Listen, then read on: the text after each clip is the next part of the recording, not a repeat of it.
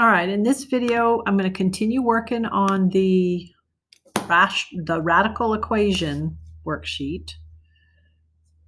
And I'm going to be looking at questions 13. Let's see if we can get through all the operations on radicals. So let me get to the end here. Okay, so 13 through 18, that's my goal. 13 through 18, these are operations on radicals. These are the things that you don't have as much experience with, but it's really not that bad. And I just did, a couple examples of each.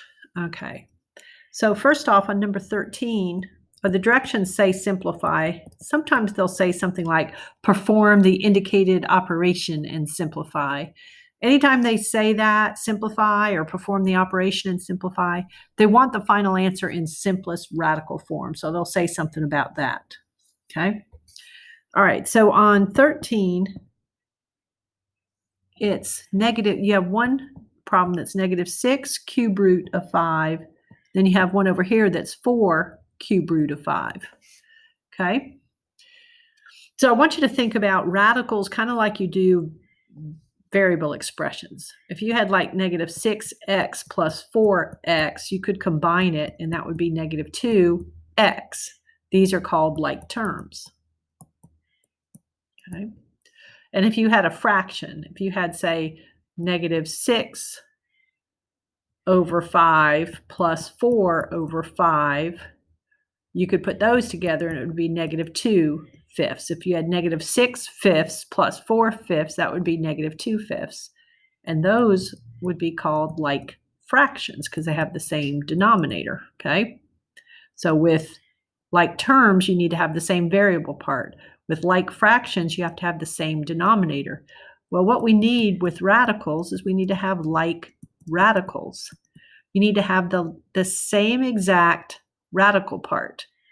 So if you had -6 cube root of 5 plus 4 cube root of 5, the fact that this radical part is identical, we're really just counting up how many cube roots of 5 we have.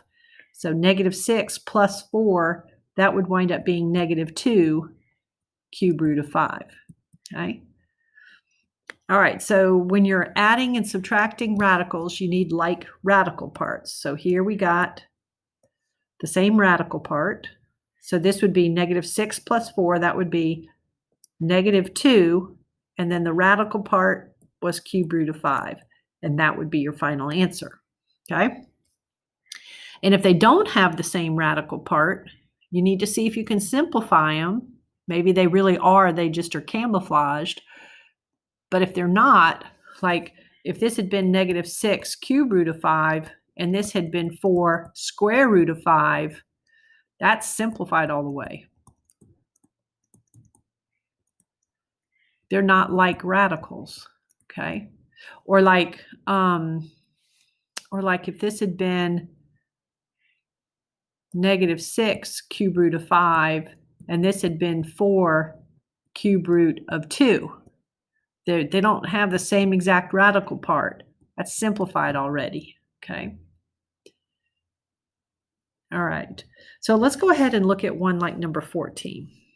So 14 looks like it's not like radicals.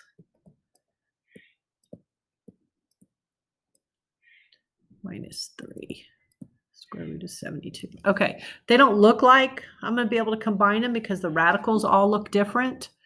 But what you got to do is simplify each radical first. So you're going to do that work that we've done before. So you're going to break down the 18, and it turns out to be 2 3s and a 2. So if it's 2 3s and a 2, and you're trying to do square root, you need pairs. There's a 3 outside and a 2 underneath. So there you have 3 square root of 2. Okay? All right, now, this one's a little tricky because you got the square root of 32 to do. The 9 is out in front. So we'll come back to that later. Let's just deal with the 32. So that's 2 times 16. That's a whole bunch of 2s, isn't it? It's 5 2s. Okay, so it's 1, 2, 3, 4, 5 2s. Let me erase that. All multiplied together. You're trying to do square root, right? So you need pairs. So you can bring out a 2, bring out another 2, but then there's 1 2 trapped. Okay, so you get 4 square root of 2. Now that 4 square root of 2 goes where the 32 was, the square root of 32 was. It replaces it. But there was a 9 out in front that still has to be out in front. And that was an understood time. So you really have 9 times, and then this went where the square root of 32 was. So see how that's going to become 36 square root of 2. I'm going to bring down the 3 square root of 2. So now we're going to do the same type of thing with the 72. So we're going to break up the 72. It's 2 times 36. Keep breaking that up. Okay. All right, so we have 3 2s and 2 3s. And we're doing square root again. So there's a square root, there's a square, there's a pair, there's a pair. We're doing square root, so we need pairs. So we could bring out a 2 and bring out a 3, but we're going to have a 2 trapped underneath. So the square root of 72, just this part, would be 6 square root of 2, but there's a 3 out in front that I need to bring down. So 3 times 6 becomes 18 square root of 2. So see how on number 14, at first it didn't look like they were like radicals, but once we simplified them, now look at how the radical part is identical. So what you're going to do now is you're going to just count up how many square root of 2s you have. So 3 plus 36, that would be 39 square root of 2. Now you got to take away 18 square root of 2s. So that's going to wind up being 21 square root of 2s. Okay, and that would be your final answer. All right, so this part right here shouldn't be too bad. You've had a lot of work with square roots, so that's not that new. And then it's just a matter of looking for like radicals. All right, so 13 and 14, we were adding and subtracting radicals. With 15 and 16, we're looking at multiplying them. Okay, so let's look at those two examples. All right, so with 15, I'm looking at multiplying radicals. And we started on this one, the first example involved multiplying 2 binomials. So to me, that kind of reminds me of something like this, like an x, minus, let's just do x minus 3, x plus 4, something like that. It's not quite that, but that's kind of what it reminds me of. And so when you do that, remember foiling, how you have to get all 4 pieces. And then sometimes there's like terms that can be put together, but not necessarily. Like if this had been x minus 3 and this had been y plus 4, okay, you'd get an xy, a 4x, a negative 3y, and a negative 12, and you wouldn't have any like terms. So you just kind of see what winds up happening, okay? Now, what I need to tell you about is when we are foiling this, getting the 4 pieces, here we have square root of 7 times square root of 2. Then we have positive times a negative, so that's minus. And we have a square root of 7 times a 5. Then we have a minus times a positive, so that's a negative, 5 times square root of 2. And then here we have a negative times a negative, so that's plus 5 times 5. Okay, so what I wanted to tell you about is, do you remember when we're simplifying radicals earlier? Like, let me do one. Say you're trying to do the square root of just 18. You know how you break that up into 9 and 2? And then you can do the square root of 9 and the square root of 2. Sometimes we go all the way down to where we have 3 times 3 times 2, but the gist of it is that the 3 times 3 would be a perfect square. And so that right there is a perfect square. So you get a 3 outside and then the 2 underneath. But do you see how that 18, square root of 18 could be broken into square root of 9 times square root of 2? That's what you do when you're simplifying the radical. So notice it would be okay to put those back together. So when you're multiplying like we are here, yeah, normally we keep breaking things down, but for 15, we're going to multiply and put them back together underneath. Now we would look to see if that can be broken down and simplified, but there's just 1, 2, and 1, 7, so that's as good as it gets. All right, and then be careful over here. That's a 5. That's not a square root of 5. So that's just basically a 5 being multiplied by square root of 7. You actually would just write it 5 square root of 7. Over here we have a 5 times the square root of 2. And here we have 5 times 5. Okay. All right. So one thing I sometimes think about is that when I'm dealing with radicals, when I'm multiplying radicals, the insides can be multiplied by the insides, but the outsides can only be multiplied by outsides. Okay, so you don't ever multiply like an outside times an inside. So insides times insides. You know, outside the radical times outsides. So see how we were able to multiply those insides together, but here this was an outside, this was an inside, so they couldn't go together. So watch that. There'll be another example. Maybe it'll show what I'm talking about in more detail. All right, and then finally, we're looking at this. Square root of 14 can't be broken down. Square root of 7, square root of 2, those aren't like radicals. So this one doesn't look very simple, but that would be your final answer on number 15. Okay. All right, well, let's try another multiplying one. This one's the inside thing might make more sense. On this one, I gave you one where it's 3 minus 5 square root of 2, and I'm squaring that. Okay. So that means I'm taking 3 minus 5 square root of 2 times itself. Same thing twice. And that 5 square root of 2 has an understood times there, don't forget. Okay. And also, 3 minus 5 square root of 2 is not negative 2 square root of 2. You can't make up stuff. These would not be like radicals. That wouldn't be true. These couldn't be combined anymore.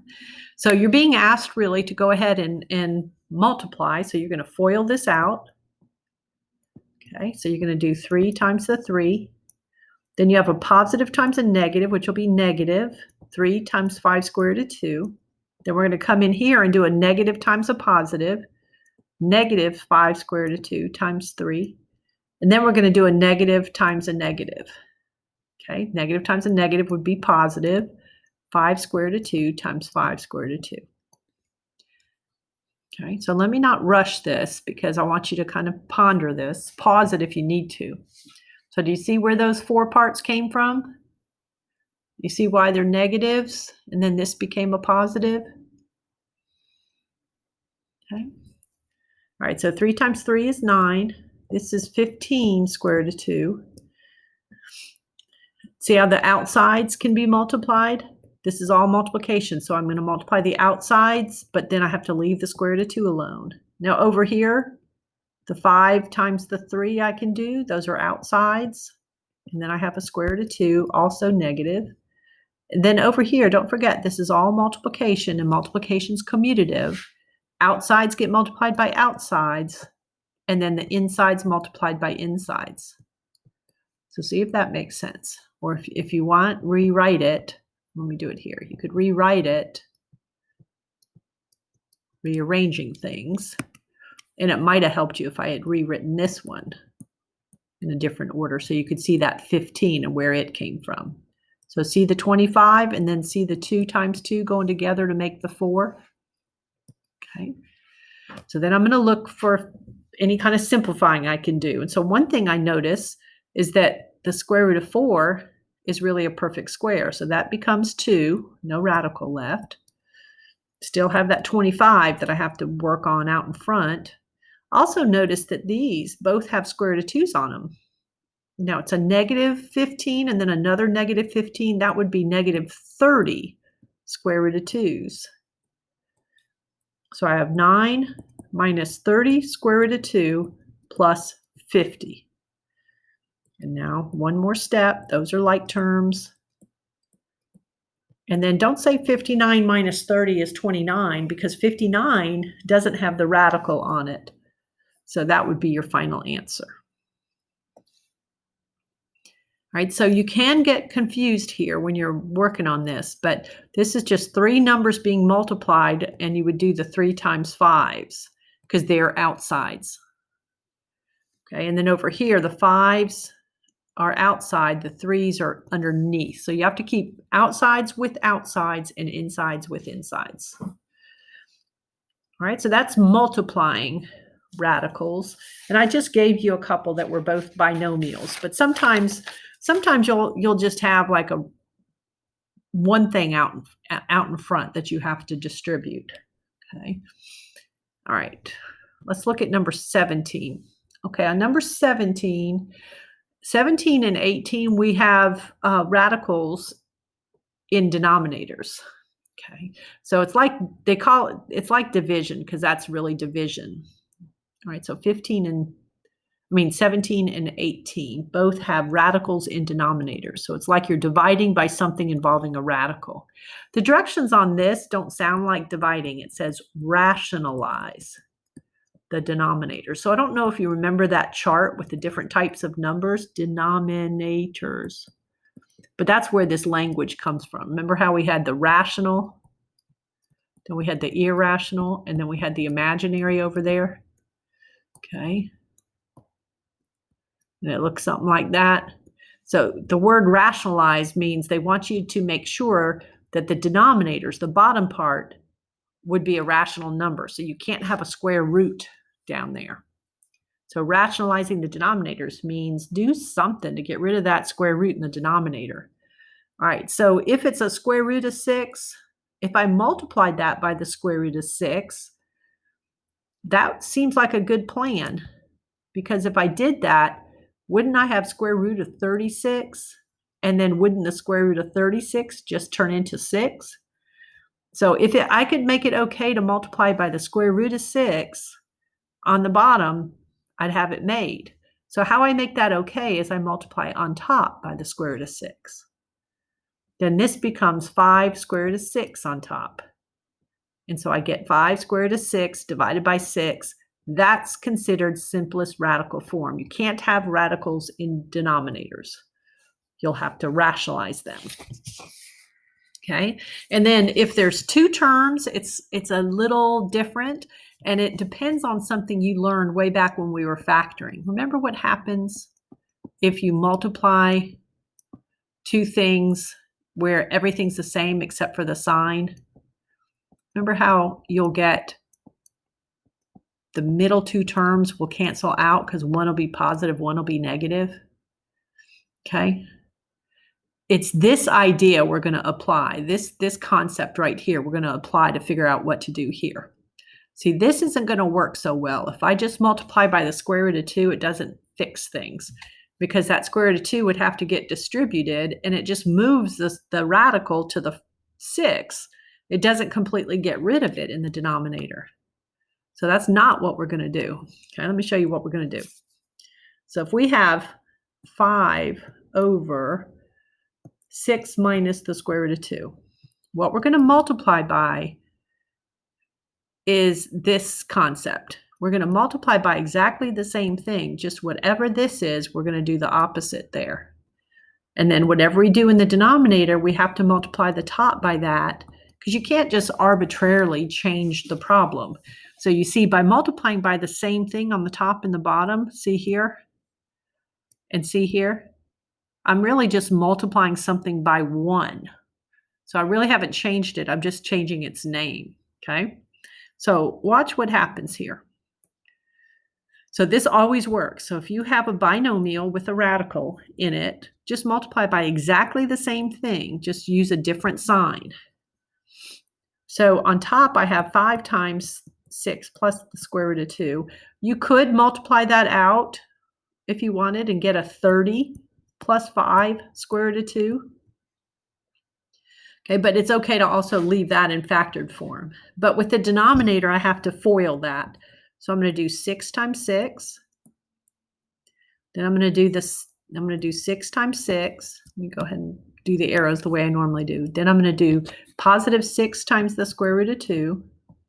Then I'm going to come back and do negative times a positive would be negative 6 square root of 2. And notice that's not square root of 12, right? The 6 is not under the radical. It's an outside. So it stays in front. And then I'm going to do a negative times a positive. Well, that's minus something. And then square root of 2 times square root of 2. Those are both insides. So that would be the square root of 4. Okay. All right, so you don't really need to multiply the numerator, but you could. I'll show you your 2 answers you could do at the end. So now, see how I was trying to change colors. See how the inside 2 terms cancel out, the middle term? That would be 0. And then also notice that this square root of 4 would become a 2, wouldn't it? So you have 5 times the quantity, 6 plus the square root of 2, and then here you have 36 minus 2. So you have a 4 in the denominator. And then you could leave it in factored form like that, or if you had distributed it and written it as 30 plus 5 square root of 2 over 24, you could have. Oh, it shouldn't have been 24. Didn't catch that until I said it out loud. It should be 34. And either of those would be considered finished. That is okay. Or if you had multiplied out that's okay too. I like the factored form because it helps me see if there's any more to do. Like if that had turned out to have been a 35 in the denominator, then I could have canceled further. Okay. So I like it factored so I can tell, but either of those is okay. All right. So that's operations with radicals. That's the part that you probably need to pause for each type and really work on that, and then maybe go to the final exam review and work the examples from the final exam review like that. Okay, and then go do your homework.